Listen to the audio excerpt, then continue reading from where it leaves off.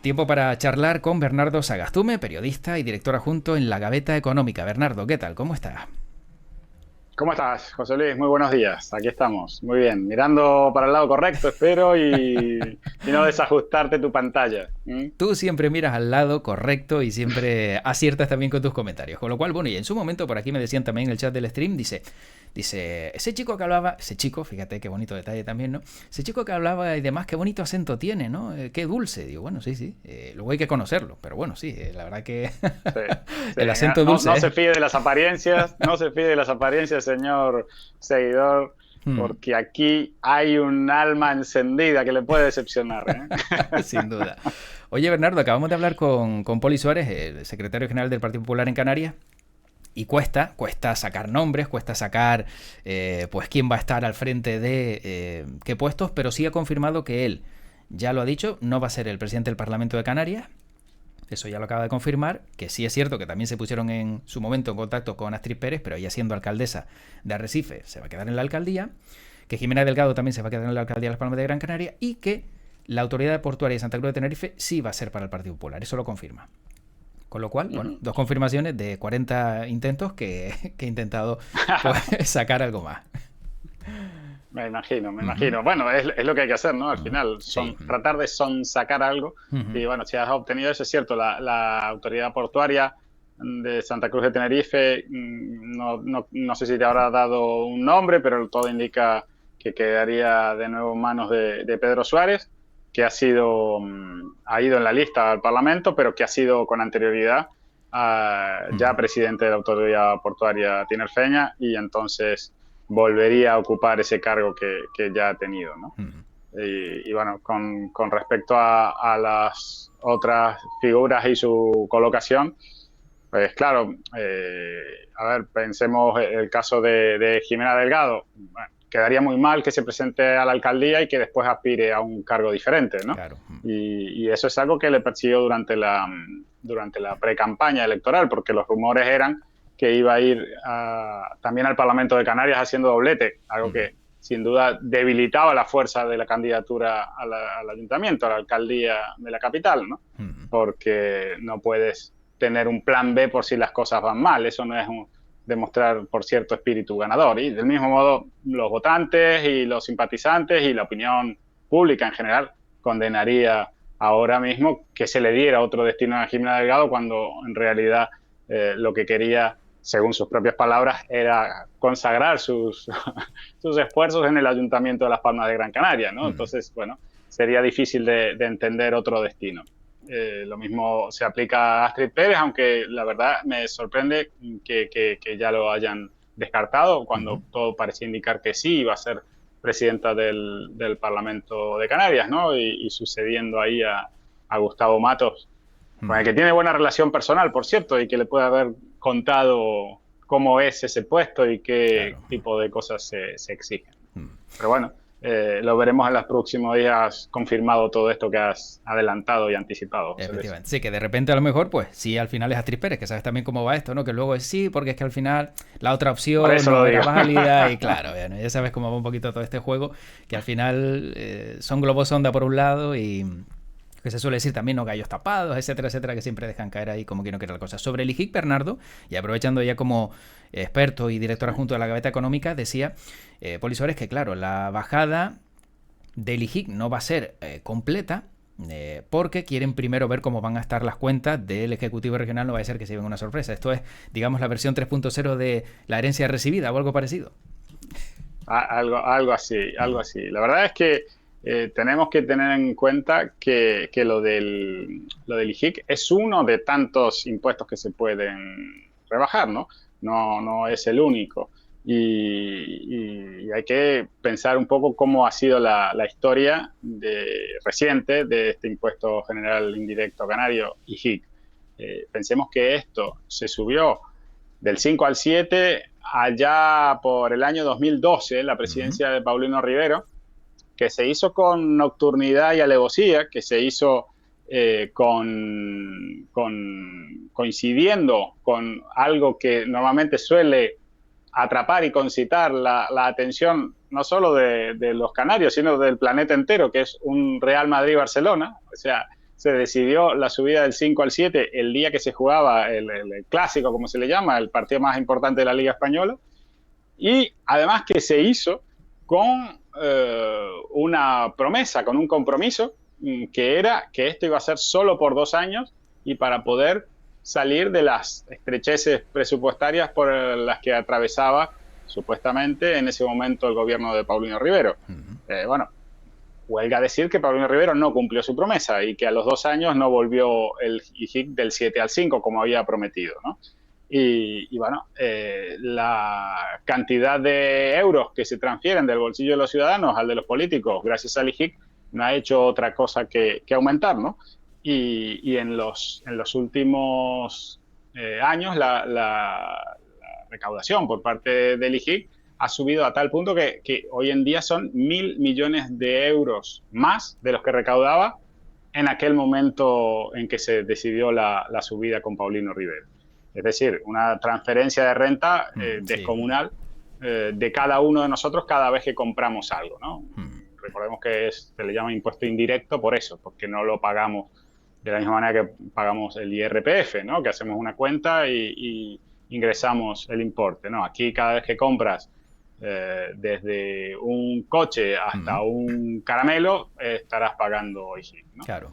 Entonces, bueno, el próximo gobierno puede ir por ese lado y cumplir algo que en definitiva era una promesa electoral y lo debería hacer lo antes posible, porque el gobierno de Canarias dispone del presupuesto más alto de la historia nunca jamás, ¿no? Nunca pensábamos que pudiera llegar a 10.000 millones de euros, pero ya ha llegado a ese punto el presupuesto del gobierno de Canarias, ¿no? Entonces ya que empiecen a negarlo ahora, la verdad es que da muy mala espina. Sin embargo, sobre esa bajada del IJIC, hablando con Antonio Olivera, viceconsejero de la presidencia del gobierno de Canarias, en la pasada semana decía que, bueno, que él quizá el temor que tiene es que esa bajada del IJIC al final solo vaya a beneficiar a los empresarios, ¿no? Que son los que realmente se quedarían con ese margen y que esto no iría al bolsillo de los ciudadanos, algo que parece, y según también explicaba, es lo que pretende el Partido Popular, ¿no? Favorecer a aquellos que realmente, bueno, pues para ellos son importantes, que son los empresarios. Bueno, eso más bien responde a una visión prejuiciosa de cómo funciona la economía, de cómo son las cosas, ¿no?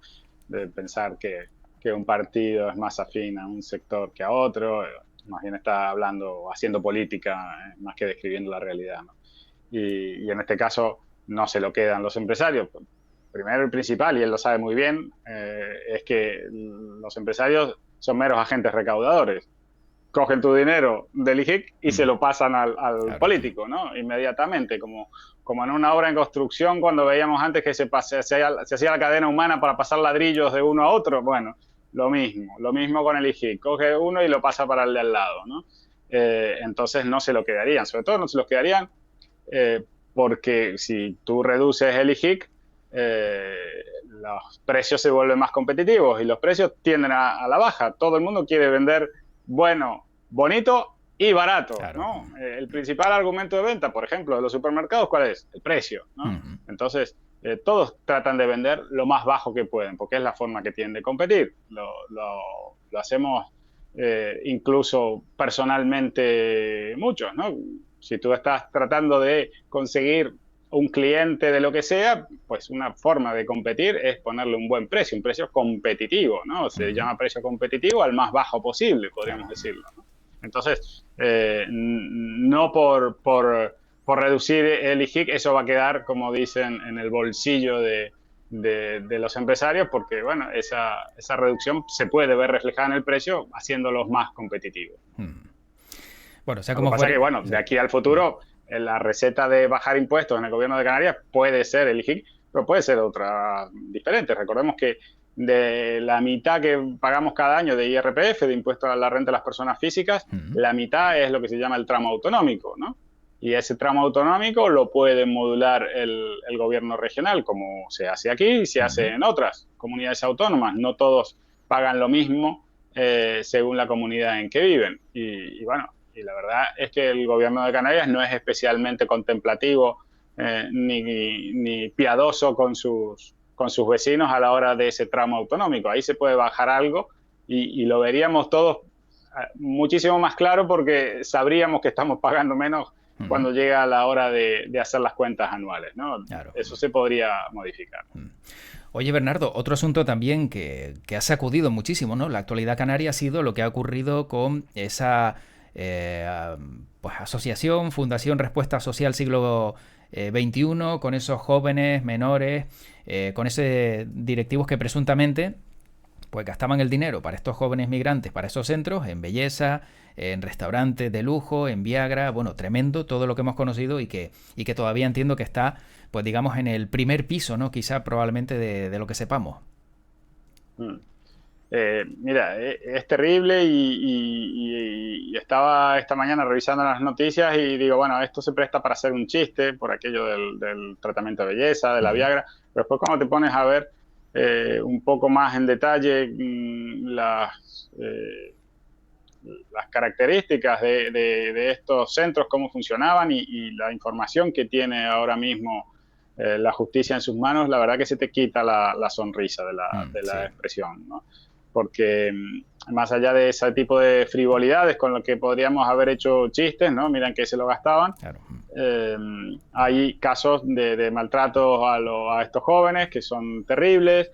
Hay casos hasta de violaciones que en su momento fueron noticias, ¿no? En realidad esto está volviendo, ¿no? Pero lo de la violación en los centros fue noticia.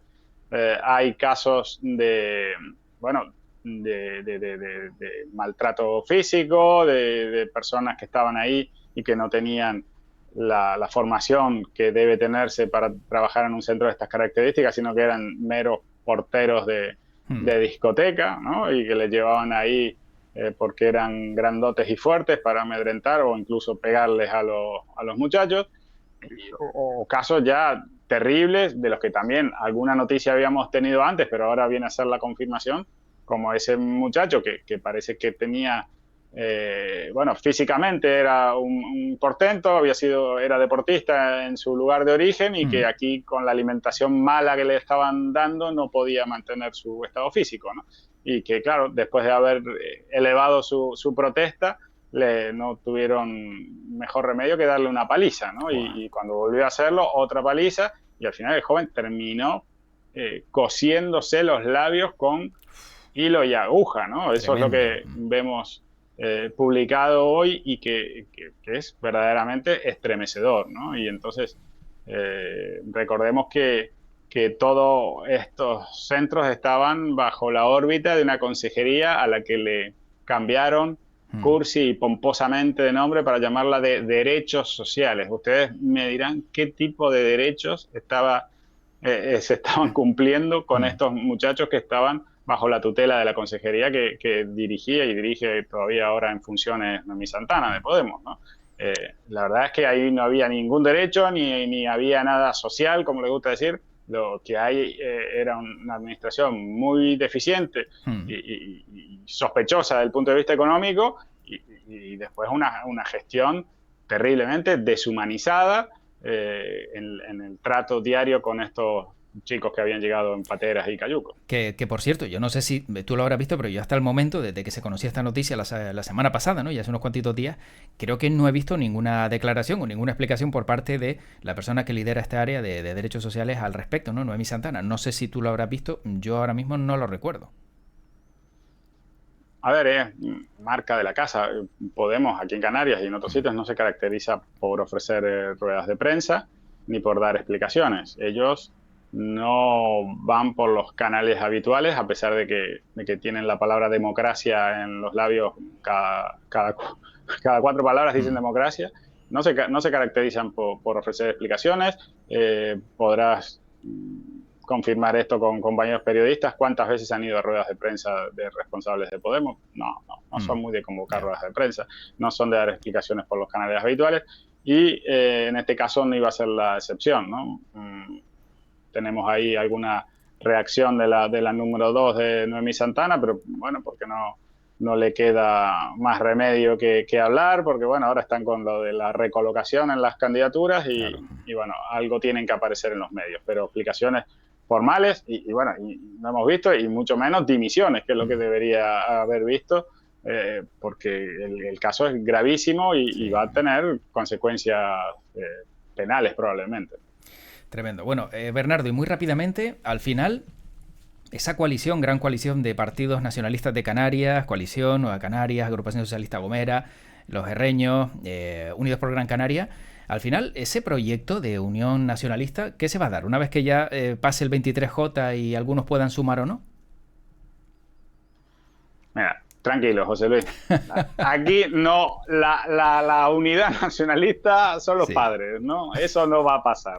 Como los reyes, sí. La verdad, sí, no, eso lo hemos visto tantas veces publicado, pero tan pocas veces hecho, y tampoco lo digo como un deseo que no se cumple. A ver, los partidos políticos pueden hacer lo que consideren más conveniente, ¿no? Y en este caso no creo yo que per se la unidad nacionalista sea algo bueno para el conjunto de la sociedad.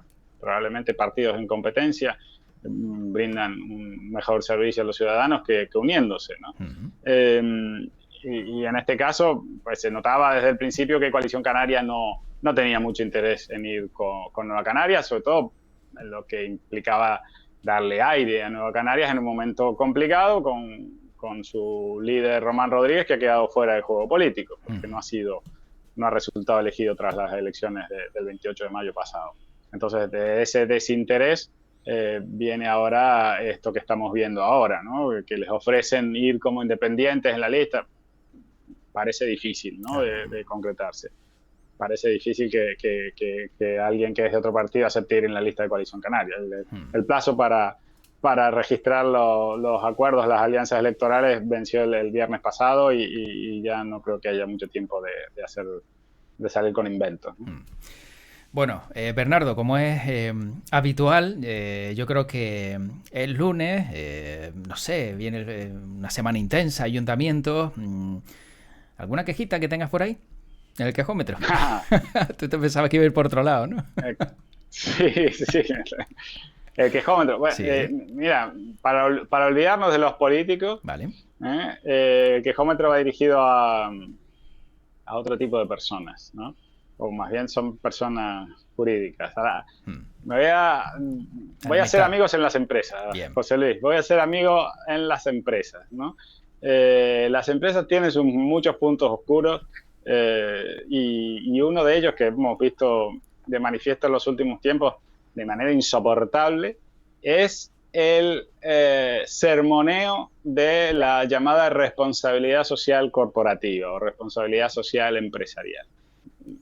Me tienen absolutamente harto con la cara que quieren mostrar frente al público, como que ellos son buenos, ¿no? Que son buenos en todo y que, bueno, respetan el medio ambiente, reducen la huella de carbono, integran a las mujeres como si fueran retrasadas que no pudieran hacerlo por su cuenta, que apoyan la diversidad, que tal, que cual. Y da la impresión que en los últimos tiempos las empresas ya no se dedican a vender sus productos ni sus servicios, se dedican a vender una imagen que es falsa en casi todos los casos, ¿no? Lo que pasa es que tienen unos potentes gabinetes de prensa ahí que se dedican solo a la propaganda y les vincula claramente a la política. Mira, decía yo que no íbamos a hablar de políticos en el quejómetro, sí. Pero con todo este lavado de cara, que es absolutamente obsceno, se vinculan a los políticos porque es un discurso totalmente hipócrita, ¿no?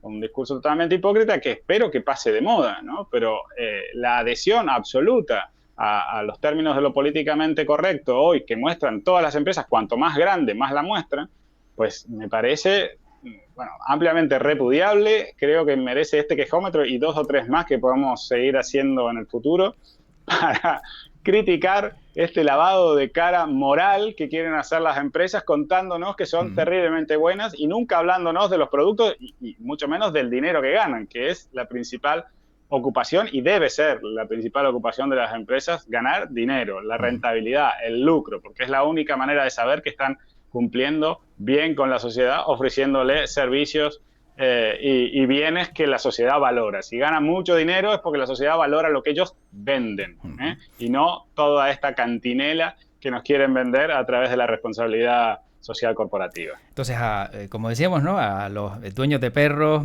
a los canarios sin alas, no sé si se me queda alguno más, le sumamos también los empresarios y la responsabilidad social corporativa, ¿no, Bernardo?